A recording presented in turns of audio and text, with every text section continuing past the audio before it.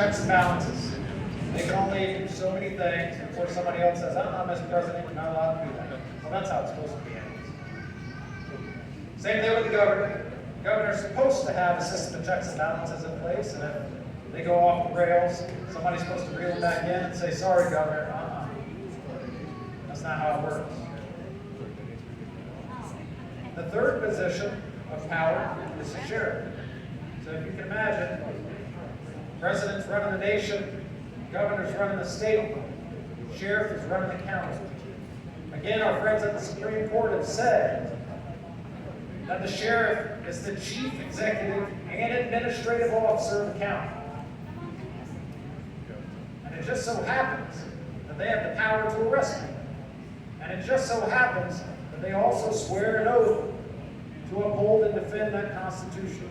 Same Constitution that I venture to say 95% of most elected positions or elected representatives have never read a day in their life. And if they have, they hadn't understood it, or we wouldn't be where we are now. So, if the sheriff is the chief executive and administrative officer of the county, with arrest powers, and also sworn oath to the Constitution and to defend the people's rights, well, it seems like that sheriff should be doing a little bit more than turning a blind eye and just saying, well, I'm constitutional. I'm not going to enforce masks. Well, what about the other people that say you have to wear a mask?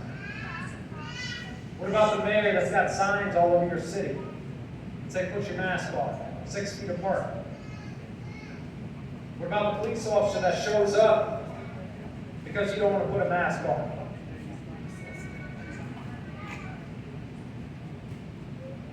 I'm up here right now because I'm tired of all that. I found out that the sheriff has that power. I said, looks like a job for me. I've never been one to run away from anything at all. And I'll tell you right now, I'm going head first into the Democrat and Republican Party. Anybody who violates their oath of office will be held accountable. I don't care if it's Governor Cooper, I don't care if it's a congressman, I don't care if it's a city council member, I don't care if it's the janitor. The document was created so that we could all live free. We could all achieve as much as we could. We could all die happy, fulfilled people. But at the rate we're going, that's not going to happen. You know, there's been 2 people up here right now talking about how to get Governor Cooper. And it's sad, really, that through both of these ways, they need brick walls, seemingly every step of the way. So you need a brick wall, and then you got to figure out how to take that one down and move forward 6 inches more. Because the elected, the public servants that are standing in the way are corrupt. And the Americans don't know what it is that's supposed to be right and supposed to be wrong. They just go, well, I assume that's how it's supposed to be because they tried to do it and didn't succeed. The sheriff can actually indict the governor right there in the county where the infringements of rights have occurred. So for example, Buncombe County. I know there's people that have died in Buncombe County from COVID-19 or whatever it is. I know there's people in Buncombe County that have lost jobs, lost families, lost houses. And I would venture to say that some of those people in all those tent cities set up all over Buncombe County right now are actually probably good people that ended up losing everything because of some decisions that a governor made. So where's the accountability? Well, we'll go to the legislature and we say, hey, we need to impeach him. They go, show me what he did wrong. Right? Well, we know he did something wrong. And then we file a lawsuit, we take them to courts, and the judge goes, thank you for coming. We're going to go ahead and extend this out. And they keep extending and extending and extending, meanwhile costing people a lot of money. is working flawlessly. If the people come forward and say, hey, the governor needs to be tried for this, that, and the other, hey, the governor never had authority to do this in the first place, both the courts and the legislature should stop and listen and take action, but they don't. The sheriff can call the people that were affected most, and that's the people. A grand jury of the people can indict the sheriff, right there in Buncombe County.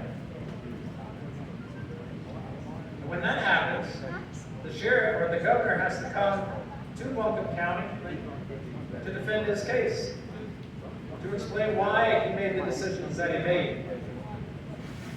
And if he can't, then he's found guilty for those charges. We don't have to deal with the courts.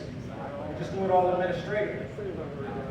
The administrative way is how we're going to get all of these people out of office. And I don't care. I mean, like I said, Democrats and Republicans, both of them are just as bad. The Republicans seem to represent freedom and a little bit more. But at the end of the day, I don't think it's freedom when I have a chance to step up. So, accountability is a big part of what I care about. And whether it's a judge sitting on a bench or a governor, they can all be removed by a truly constitutional sheriff.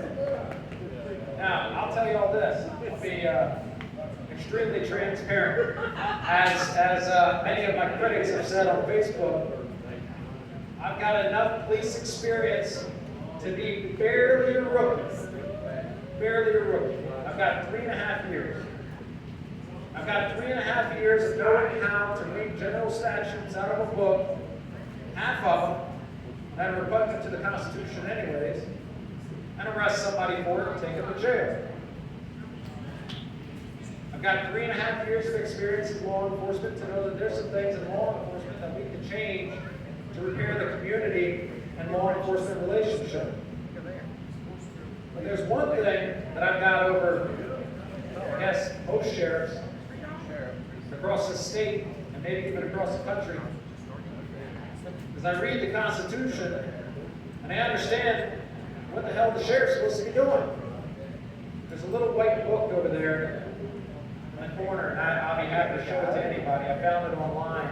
I think it was the National Liberty Alliance published it, and it's the duties and responsibilities of the sheriff.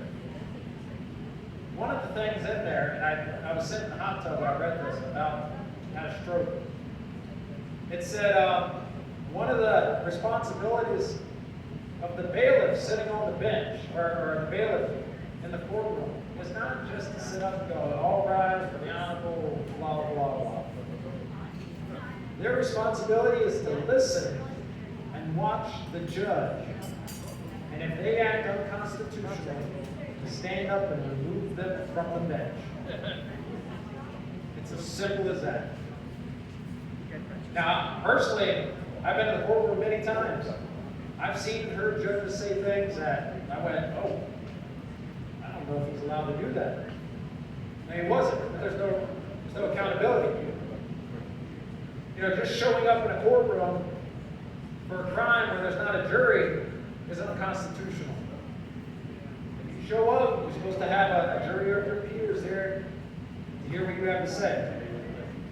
There are so many things in America right now that are unconstitutional. And the one person who can fix that and make it right through accountability and holding people accountable for their actions is the sheriff. And it doesn't matter if you have the most corrupt president, vice president, Congress, Senate, governor, all the way down to state legislators. If you have the sheriff, you can defend the people's rights and follow that Constitution. All right, that's one thing we're talking about. Second thing, school board. Again, going back to people not doing what they're supposed to do.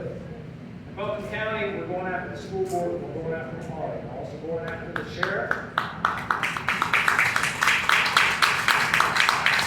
There are a group of, I guess it was about 50 people showed up last month to speak at the school board.